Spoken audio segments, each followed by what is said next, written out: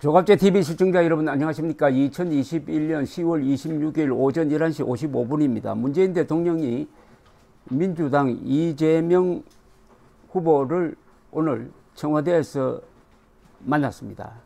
여기에 대해서 윤석열 전 총장은 문재명의 잘못된 만남이란 제목의 페이스북 글을 올렸습니다. 문재명이라고 그랬습니다. 문재인, 이재명 합성해가지고 문재명의 잘못된 만남. 오늘 이재명 후보와 문재인 대통령이 만난다고 합니다. 잘못된 만남입니다.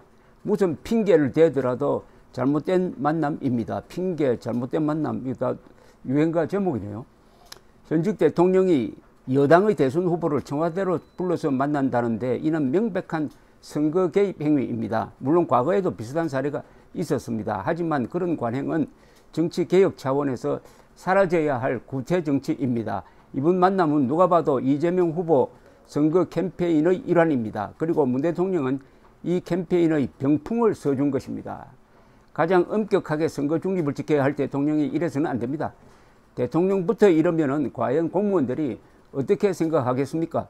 법무부, 행정안전부, 검찰 등 선거 중립에 만전을 기해야 할 정부 부처 공무원들이 어떻게 생각하겠습니까? 문재인 대통령의 행위는 그들에게 매우 위험한 신호를 보내는 것입니다.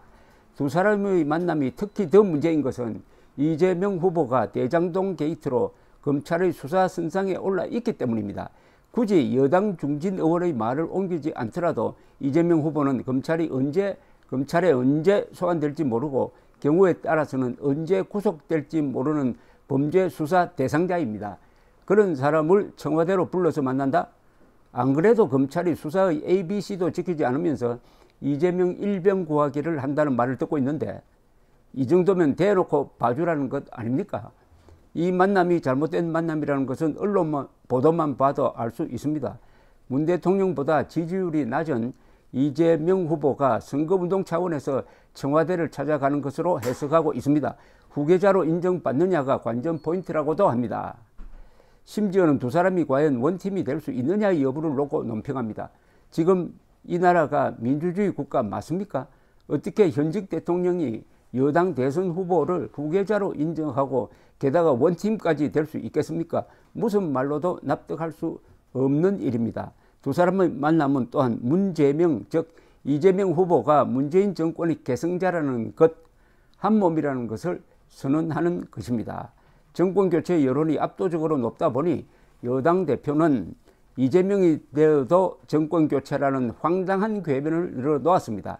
그런데 오늘 만남은 문재인 정권의 후계자임을 자처하는 것입니다.